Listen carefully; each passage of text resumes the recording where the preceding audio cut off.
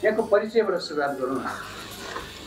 नमस्कार, म चाहिँ रमेश घिमिरे, मेरो उपनाम शर्माजी। म चाहिँ एउटा सामान्य किसानको छोरो। गर्दै गर्दै पहिला मैले स्टार्टिङ जब भनेको मेरो हस्पिटल लाइन हो। हस्पिटलबाट इन्डस्ट्री लाइन पनि छिरेँ म। चौधरी ग्रुपमा 7-8 वर्ष आबद्ध भएँ। त्यसपछि आएर हाल चाहिँ म चाहिँ फोटोग्राफी पेसामा चाहिँ कार्यरत छु। स्कुल पढ्दाखेरि यहाँको सपना के थियो? मेरो सपना एकदम इमान्दार र ठुलो मान्छे भन्ने थियो। एकदमै इमान्दार हुने र आफ्नो नाम जो कोहीको मुखमा पनि रहोस् भन्ने थियो। कुनै न कुनै ठाउँबाट आज कतिपयको उसमा सपना पुरा भएको महसुस गर्छु। मेरो पढाइ एभरेज नर्मल पढाइ हो। म भैँसी चराउँदै पनि पढेँ। मेरो क्लासको टपरसँग 30 वर्ष पछाडि भेट भयो। अहिले उहाँ हाम्रो खरेलजी हुनुहुन्छ, खेमराज खरेल। उहाँ चाहिँ अहिले शिक्षक हुनुहुँदो रहेछ। यी नेपाल टारतिर शिक्षक हुनुहुँदो रहेछ। मेरो 30 वर्ष पछाडि अस्ति लगभग अलिकति अगाडि भेट भएको थियो। के लाग्छ यस्तो पुरानो साथीलाई भेट्दा, उहाँले प्रगति, आफ्नो प्रगतिलाई हेर्दा त्यो बेला ठिक गरेछु यो फिल्ममा आएर जस्तो लाग्छ? साथीभाइ भेट्दाखेरि एकदमै खुसी लाग्छ। सन्तुष्टको हिसाबले उनीहरूभन्दा मै छु जस्तो लाग्छ। जिन्दगीको पहिलो कमाइ चाहिँ भन्नु, पहिले कति थियो, के गर्नु? मेरो जिन्दगीको पहिलो कमाइ 4500 रुपियाँ थियो। 4500 मेरो 4200 रुपियाँ हो मैले फर्स्ट टाइम कमाइ गरेको। लगभग यो 50 सालतिरको कुरा हुनुपर्छ। के गरेँ त चाहिँ खासै थाहा भएन। तपाईँलाई पैसाले एक्साइट गर्छ कि पावरले एक्साइट गर्छ कि केले खुसी दिन्छ? मलाई चाहिँ सेवाले बेसी खुसी दिन्छ। म आफ्नो काम सुचारू गर्नका लागि कमाइ त हुनै पर्यो, तर आफ्नो काम सँगसँगै म अलिकति सुरु स्टार्टिङमा मैले हस्पिटलमा जब गरेको हुनाले म सबसे बेसी मलाई खुसी बिरामीको सेवामा चाहिँ एकदमै खुसी लाग्छ र आफ्नो काममा चाहिँ सफलताको काम गर्दाखेरि चाहिँ सबसे बेसी खुसी मलाई त्यहाँ लाग्छ। तपाईँकै प्रोफेसनमा लागेका व्यक्तिहरू पनि नेपाल छोडेर विदेश गइरहेछन्, तपाईँ चाहिँ नेपालमै हुनुहुन्छ, यो सन्तुष्टि केले दिँदो रहेछ? तपाईँलाई बाहिर जाउँ जस्तो लाग्दैन?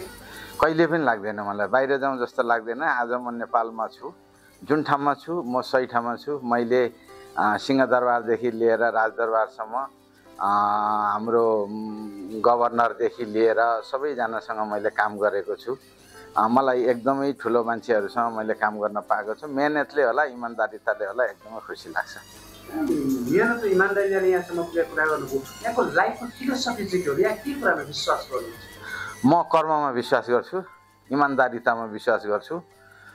सबसे बेसी ठुलो म भाग्यमा त्यति विश्वास गर्दिनँ, कर्ममै म विश्वास गर्छु। लभ चाहिँ कहिले पर्यो यहाँको? मेरो लभ परेन। लभ पर्ने बेलामा एकदम काम गरिरहेको थिएँ। मेरो एरेन्ज म्यारिज हो। मेरो लभ आजसम्म कहीँ कसैलाई परेछ, मेरो कामसँग लभ पर्यो। यहाँ फोटोग्राफी गर्दाखेरि चाहिँ के कुरामा ध्यान दिनुहुन्छ? म फोटोग्राफी गर्दाखेरि एउटै कुरामा मात्रै हुँदैन, त्यसमा धेरै कुराहरू ध्यान दिनुपर्छ। एउटा फोटोग्राफी गर्दाखेरि लाइटिङ हुनु पर्यो, सब्जेक्ट हुनु पर्यो, हाम्रो क्यामेरा सेटिङ हुनु पर्यो, क्यामेरा पर्सन हुनु पर्यो, होइन? सबै कुराहरूमा ध्यान दिएर एउटा फोटोको जन्म हुन्छ। जुन फोटो हामीलाई सबै प्यारो लाग्छ हामीले खिचेको फोटोहरू, र एउटै मात्रै कुराले क्यामेरा बोकेर खिचेको पार्दा मात्रै फोटोग्राफर पनि हुँदैन, त्यो फोटो पनि बन्न सक्दैन।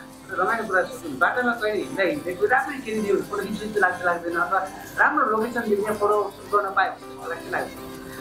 त्यो लाग्छ लाग्नलाई, तर समय मिलेर आउँदैन। बाटोमा हिँडिरहेको हुन्छ, लोकेसन देखिन्छ, गइहाल्छ। कुनै अब उभिएर बसेको क्यामेरा हातमा भएको बेला हो भने चाहिँ छोड्न मन लाग्दैन। फेरि घुम्न गएको बेलामा कुनै ठाउँ मन परेर केही फोटो सुट गर्नु त्यो ठाउँमा जानु म धेरैचोटि गएको छु, फर्की गएको छु। एकचोटि, दुईचोटि, तीनचोटि, दोहोऱ्याइ फर्की। राम्रो ठाउँ देखेपछि सबैलाई लोभ लाग्छ, हामीलाई राम्रो फोटो राम्रो भिडियोको लोभ लाग्छ, त्यसैले धेरैचोटि गएको छु। मलाई सबै ठाउँहरू मनपर्छ। ठाउँ यही राम्रो नराम्रो भन्ने हुँदैन। कोही ग्रिनरी ठाउँ राम्रो हुन्छ, कोही सिन हुन्छ, कहिले आकाश राम्रो हुन्छ, आकाशमाथि पनि कहिले हरियो आकाश राम्रो हुन्छ, कहिले बादल पनि राम्रो हुन्छ। सबै ठाउँहरू राम्रै हुन्छन्। मलाई डर लाग्दैन, मलाई डरै लाग्दैन। लाइट त फोटोग्राफी एङ्गलबाट हो, त्यसलाई अहिलेको हाम्रो टेक्नोलोजीले त्यो पनि सजिलो बनाइदिएको छ, डर भन्ने कुरो छैन। अनि विभिन्न लगभग प्रतिष्ठित व्यक्तित्वहरूसँग पनि काम गर्ने मौका पाउनु भएको छ। यहाँलाई यहाँको जिन्दगीलाई छोएको, इन्सपायर गरेको त्यस्तो कोही व्यक्ति छ जोसँग यहाँ बार बार भेट्नुहुन्छ? मलाई सबसे बेसी छोएको, नदेख्दा पनि भित्रबाट छोएको हाम्रो मनोज गेवाली सर हो। म एक दिन मनोज गेवाली सरको एउटा मैले भिडियो हेर्दै थिएँ, उहाँले मैं करूँगा सीए भन्ने एउटा मैले भिडियो हेरेको थिएँ। जुन कुरा मैले हर क्षण हर उसमा मलाई लागु हुन्छ, जोसुकै उसमा पनि म त्यो काहीँ मलाई अलिकति अप्ठ्यारो किसिमको फिल भयो भने मैं करूँगा सीए म सम्झिहाल्छु। सायद मनोज गेवाली सरले मलाई सम्झिनु नहोला, तर म उहाँको त्यो शब्दले र अगाडि पनि बढेको छु, त्यो शब्द जब सुन्ने बित्तिकै मनमा लिन्छु। म कठिन परिस्थितिमा मैं करूँगा सीए मेरो दिमागमा आइहाल्छ। मलाई सबसे मनपर्ने वर्ड र मनोज गेवाली सरको त्यो शब्द एकदमै मनपर्छ। जिन्दगीमा कतिको रुने गर्नुभएको छ? कहिले रोएको याद छ? रोको चाहिँ याद छैन, कहिलेकाहीँ रुन मन लाग्छ तर रुने मौका पाएको छैन। आजसम्म खासै रोको छैन, कहिलेकाहीँ रुन चाहिँ मन लाग्छ। खुसी सबै कुरामा खुसी पाइन्छ। राम्रो सोचे राम्रै हुन्छ, नराम्रो सोचे नराम्रो हुन्छ। पोजिटिभ कुरा, पोजिटिभ थिङ्किङले सबसे बेसी खुसी दिन्छ, त्यसले ऊर्जा दिन्छ। त्यसमा सानो सानो कुरामा पनि खुसी मिल्न सक्छ। यहाँले जिन्दगीमा भेटिसकेका व्यक्तिहरूमध्ये फेरि भेट्न मन लागेको अथवा कहिले नभेटेको व्यक्ति त्यो कोही व्यक्ति हुन्छ जो तपाईँ फेरि भेट्न चाहनुहुन्छ? मैले धेरैचोटि भेटिसकेका मान्छेहरूलाई पनि फेरि भेटौँ लाग्छ उहाँहरूलाई। जस्तो मलाई हाम्रो नेपाल राष्ट्र ब्याङ्कका हाम्रो गभर्नर अहिले भुपू भइसक्नु भएको छ, उहाँ महाप्रसाद अधिकारी। उहाँको एकदम शालीन स्वभाव र एकदमै मिठो बोलीबाट एकदमै प्रभावित भएको छु। नदेखेको मान्छे, नभेटेको मान्छे, सुनेको मान्छे मध्ये हेरिरहँ, भेटिरहँ, बोलिरहँ, सुनिरहँ जस्तो लाग्ने मेरो एकदमै आदरणीय पात्र मनोज गेवाली सरै हुनुहुन्छ। तपाईँको बाबुआमाको सपना के? तपाईँलाई के बनोस् जस्तो तपाईँलाई फिल लाग्छ? बाबुआमाले के बनोस् भन्ने चाहनु भएको थियो, अनि तपाईँ चाहिँ आफ्नो बालबच्चालाई चाहिँ के बनोस् भन्ने चाहनु?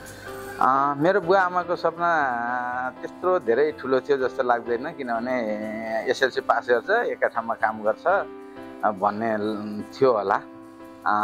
तर मलाई चाहिँ मेरो छोराछोरीहरू भविष्यमा सबसे ठुलो इमान्दार पर्सन हुन् जस्तो लाग्छ। पढाइ नपढिकन हुँदैन, एउटा प्रोफेसनल समात्नै पर्छ कुनै न कुनै रूपमा। हालको अहिलेको परिस्थितिलाई हेर्दा मलाई डाक्टर छोरी डाक्टर बनिदिए जस्तो लाग्छ, छोरो सिए बनिदिए हुन्थ्यो जस्तो लाग्छ। मेरो चाहनाले पनि हुँदैन, त्यो कुरामा म आफू अगाडि बढिरहेको छु। अब भविष्यको कुरो कसैले भन्न सक्दैन, हेर्दै जाउँ के हुन्छ। यो संसारमा सबैभन्दा खुसी दिने पेसा चाहिँ के हो? पेसा सबै आफ्नो आफ्नो ठाउँबाट सबै ठाउँमा पेसा खुसी छ। पेसा सानो ठुलो हुँदैन। मैले एउटा काम जिम्मेवार सम्हालिरहेको छु, फोटोग्राफी। आज मेरो फोटोहरू धेरै घरका भित्ताहरूमा सजिरहेछन्। कहिलेकाहीँ हेर्छु आफ्नो फोटो आफैले देख्दाखेरि, खिचेको देख्दा खुसी लाग्छ। एकचोटि म झापा दमक गएको थिएँ, उहाँले मेरै फोटो खिचेको फोटो मलाई देखाइरहनु भएको थियो, तर उहाँलाई मैले खिचेको भन्ने थाहा थिएन। अनि अब मैले आफूले फोटोग्राफी क्षेत्र सम्हालेको हुनाले मलाई यही लाग्छ, काम सबैले आफ्नो आफ्नो ठाउँबाट इमान्दारितापूर्वक गर्नुपर्छ, खुसी तिनीहरू मिल्छ। तपाईँ अहिले नेपालका युवाहरूलाई के सन्देश दिन चाहनुहुन्छ? युवाहरू कता कता बाटो बिराइराखेको हो कि जस्तो पनि लाग्छ। आजकल अलिकति उशृङ्खल प्रवृत्ति बढेको छ, त्यस्तो नहोस् भन्ने लाग्छ। त्यो चाहिँ मलाई सबैभन्दा ठुलो कुरो इमान्दार हुनु पर्यो, सबसे बेसी इमान्दार हुनु पर्यो। अनि सरस्वतीको बास हुनु पर्यो। सरस्वतीको बास र इमान्दार भएपछि लक्ष्मीको बास हुन्छ। म त्यही कुरा विश्वास गर्छु। भाग्यमा विश्वास कम गरौँ, कर्ममा विश्वास गर्नुपर्छ। कर्मले अगाडि लैजान्छ। अन्तमा यहाँलाई हामीले सोध्न बिर्सेको र यहाँले भन्न मन लागेको त्यस्तो कुनै कुराकानी छ यो छोटो कुराकानीमा?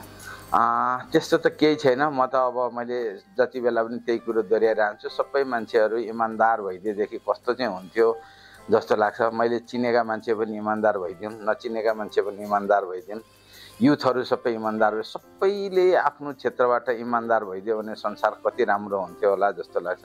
मलाई अरू केही छैन, इमान्दार भइदियो हुन्छ जस्तो लाग्छ। इमान्दारिता चाहिँ यहाँमा कहाँबाट आयो? फ्यामिलीबाट आयो, सिक्नु भएको कि के हो? इमान्दारिताको कुरा गर्नु यहाँ इमान्दार पनि देखिनु कताबाट आयो? म किन हो पनि थाहा छैन। मलाई मनपर्ने चिजै इमान्दार र कर्म, यति दुईवटा हो होइन। अनि त्यो भएको कारणले गर्दाखेरि चाहिँ मलाई चाहिँ कति मान्छेहरू देख्छु ढाँटिरहेको हुन्छन्, छलिरहेको हुन्छन्, बाबुआमालाई ठगिरहेको हुन्छन्। त्यो बाबुआमालाई ठगेको होइन, आफै ठगिएको जस्तो लाग्छ। र सबैजना इमान्दार भइदियो भने कस्तो चाहिँ हुन्थ्यो होला कि यो संसार। नेपालको यति स्वर्ग छ नेपाल है, त्यसमा इमान्दारिता हाल्दाखेरि कस्तो हुन्छ होला। व्यक्तिबाट सुरुवात हुनुपर्छ सबै कुरो भनेर चाहिँ म इमान्दार मबाट सुरु भएँ। हजुरहरू आफूतर्फबाट लाखौँजना इमान्दार भइदियो भने कस्तो हुन्छ होला। एउटा त्यो मेरो सपना हो, इमान्दारिता देख्ने। हर कुरामा इमान्दारिता र कर्ममा विश्वास गर्छु। यहाँको समयलाई धेरै धेरै धन्यवाद। धन्यवाद।